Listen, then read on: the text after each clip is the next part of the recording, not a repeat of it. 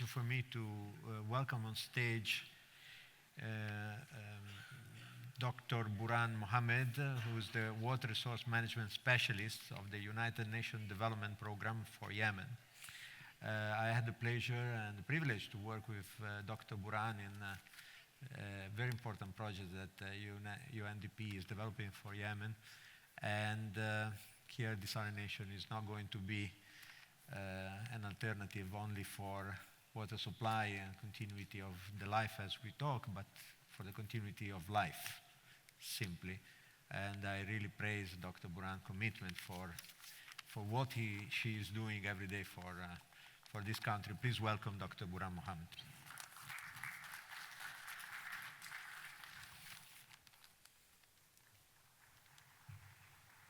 Welcome. The stage is yours. Thank you.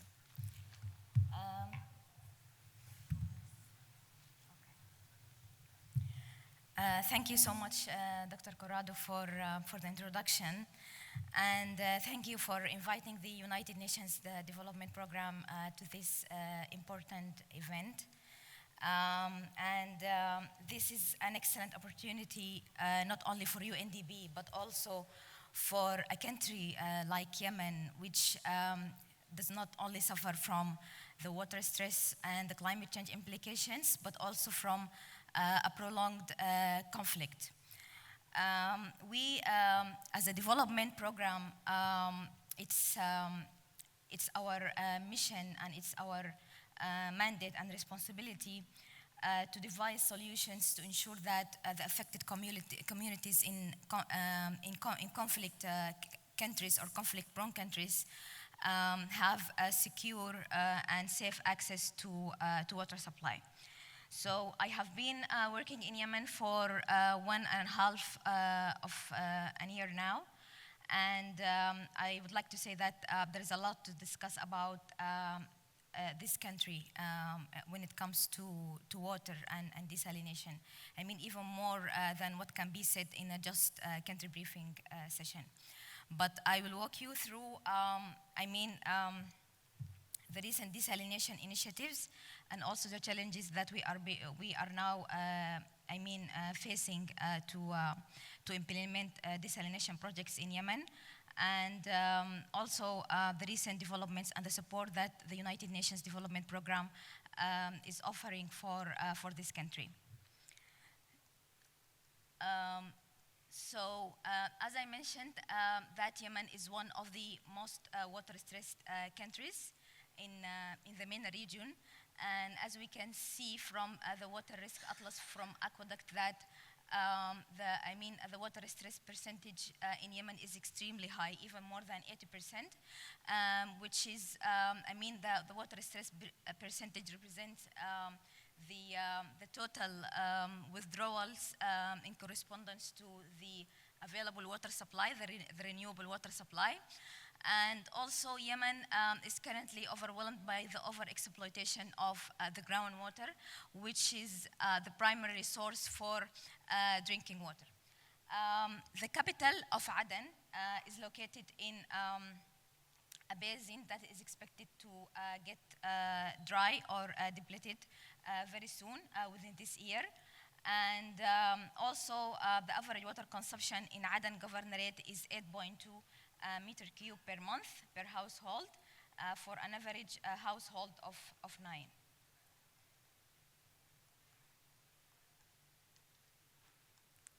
Okay, it's not moving. I think it is stuck. Okay, good. Also, in terms of the strategies and policies, the policies and strategies, most of them, and also the technical studies have been developed, in the early of, the 2002, 2005. And since that time, there are no updates for these strategies, and also the technical studies have been lacking in this country due to the war. And actually, the last comprehensive strategy was the National Water Sector Strategy and Investment Program, the NOSIP, which was prepared in 2005, and it has not been updated since that time. Due to the destruction of the war and the airstrikes, the infrastructure, the key infrastructure for water supply has been affected. And currently, the distribution networks and also the transmission lines are in dire need for rehabilitation. And the current losses is exceeding 40%. When it comes to, the fund injection and the grants from our donors, since the start of the war, most of the funds have been allocated for humanitarian purposes. But recently, after the truce came into effect, the country became more receptive for development funds, specifically the funds that aim to address the climate change implications in the country. So for the historical development of desalination in Yemen, as I mentioned, it began with the influx of the development funds to the country. And also, for historical development, I'm talking about the early 80s. And at that time, most of the donors haven't contributed too much to the implementation of the desalination plants. We have two main desalination plants in Yemen that were constructed in the early 80s. One of them is Al-Hiswa plant in Aden, which is a thermoelectric facility, and it is used to produce the desalinated water as a byproduct from heating the seawater for supplying the electricity for the governorate. And this water is injected to the water supply for the governorate, but unfortunately now the facility is not operational. Also, we have Al Mukha desalination plant, and it is constructed in 1986 in Taiz Governorate, and the production or the design capacity is 70,000 meter cube per day. But unfortunately, also this plant has been destroyed due to airstrikes, and it has not been rehabilitated or maintained since that time. When it comes to recent developments in the desalination, most of the developments and the advancement in the desalination and the promotion of the desalination market in Yemen started recently after we started to receive more funds from our donors to for development purposes, and these funds are not only allocated for the desalination or water supply, but actually for the other related sectors like the energy, because as we know that desalination is not only a water project, but it's also an energy project. And in Aden, for instance, the capital, we are suffering right now, the country or the governorate is suffering from the disruption of the water supply, not only because of the water stress, but also from the unavailability of the fuel and for electricity in order to operate the desalination plants. So for the recent developments, UNDP has implemented a blueprint study on wash and solid waste management for Aden Governorate, and it is now serving as a strategic document which is being used for resources mobilization and attracting funds. And this study is actually aimed for proposing recommendations for the rehabilitation and upgrading of the network and also the transmission lines and the storage facilities. UNDP implemented a scoping pre-feasibility study for sea and brackish water desalination plant using renewable energy.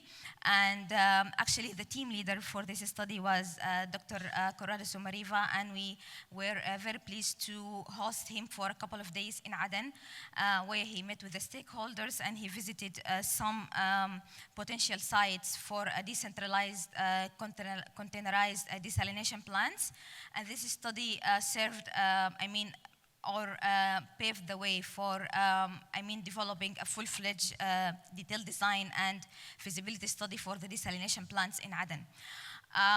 This study is now being used by the government of Yemen in their negotiations with the vertical funds, and a concept note or a proposal has been submitted to the Green Climate Fund in COP 2029.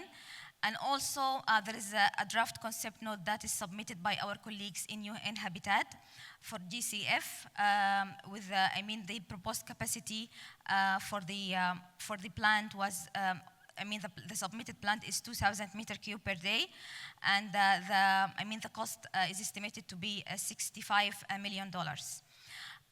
Right now, there are current efforts from our donors in the Gulf countries.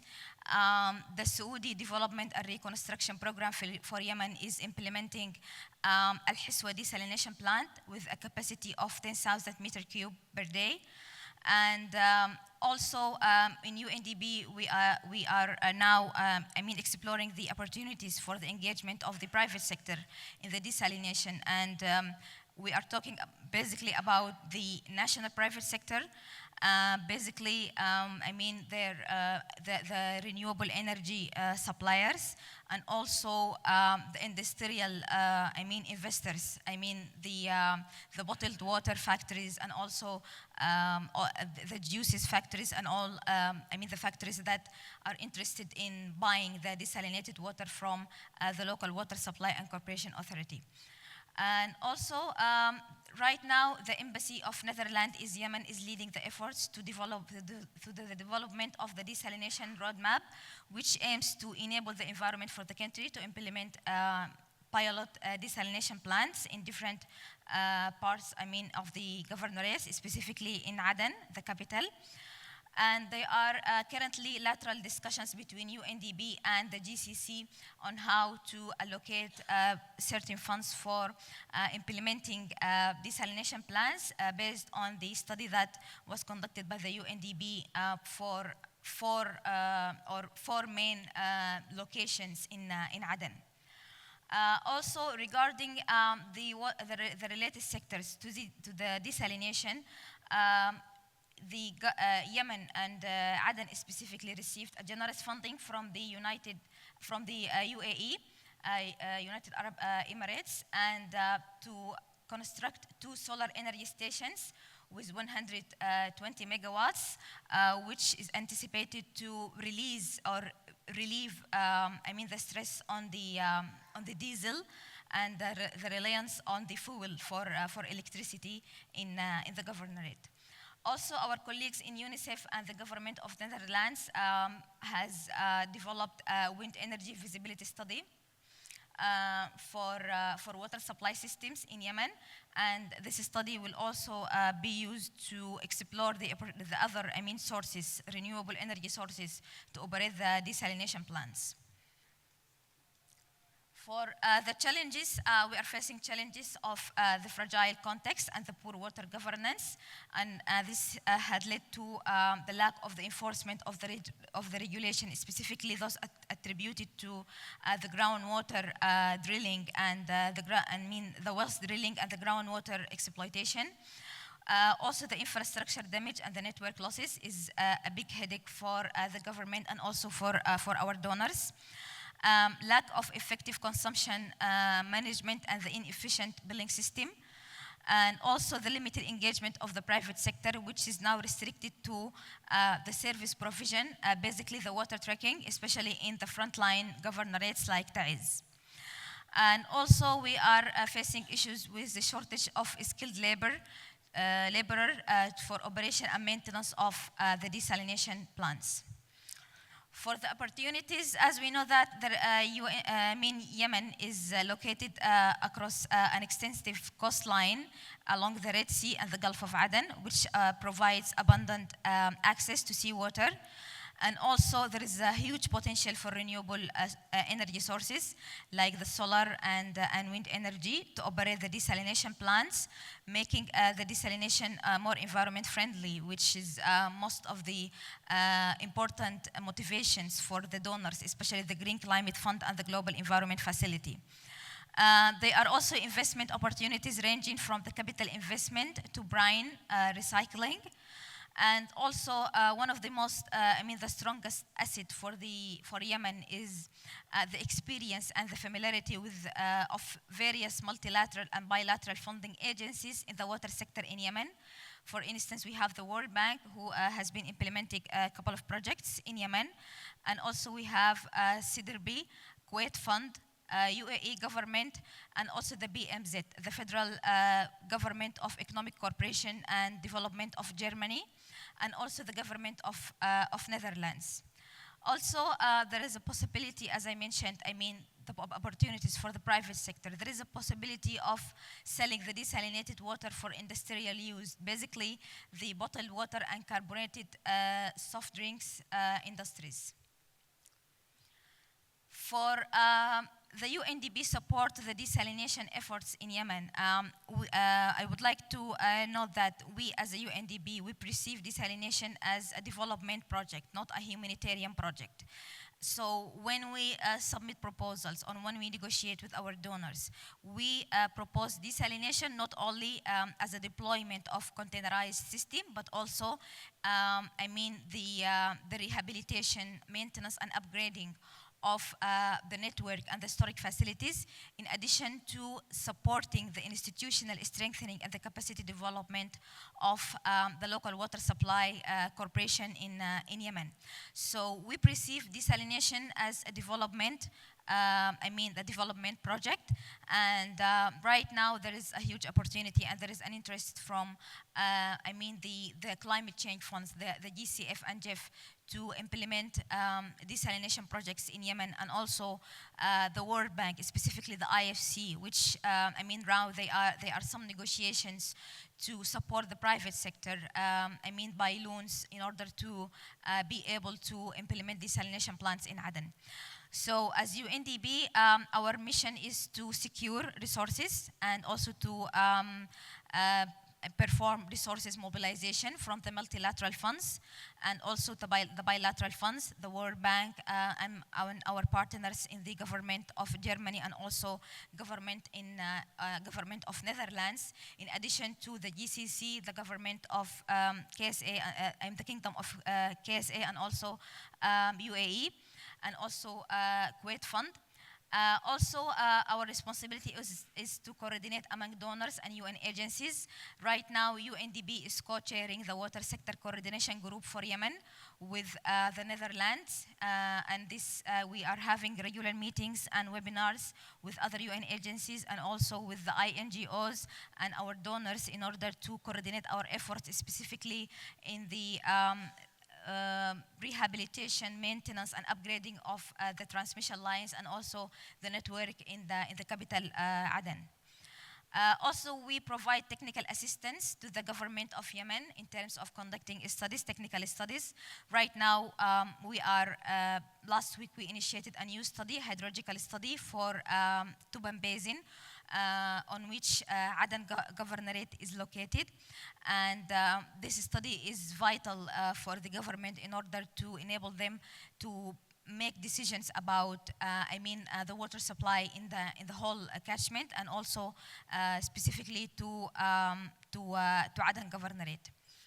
Also, we have some, efforts in the infrastructure rehabilitation and grading for Taiz Governorate and also for Aden. And this this infrastructure rehabilitation till now, we are, submitting proposals and concept notes to our donors. UNICEF right now they are leading most of the humanitarian efforts, the rehabilitation and the upgrading of the water supply networks. Also, we are supporting the partnerships specifically with the private sector. UNDP has developed a private sector engagement strategy. And also, we are supporting the institutional strengthening and the capacity building for the local water supply and corporation authorities in Yemen. And also, we are providing strategic support in other related sectors. We also developed a Yemen Mixed Renewable Energy Investment Plan. And finally, currently UNDP Yemen is supporting the government of Yemen in updating the National Water Sector Strategy and Investment Program. and also in preparing a national vision for water allocation in the country. And this support is expected to enhance the water governance and regulatory framework in the country. Thank you so much, and I would like to hear from you and would like to connect with you after the conference. I have put my QR for my business card in the screen, and I would like to hear from you. Thank you so much.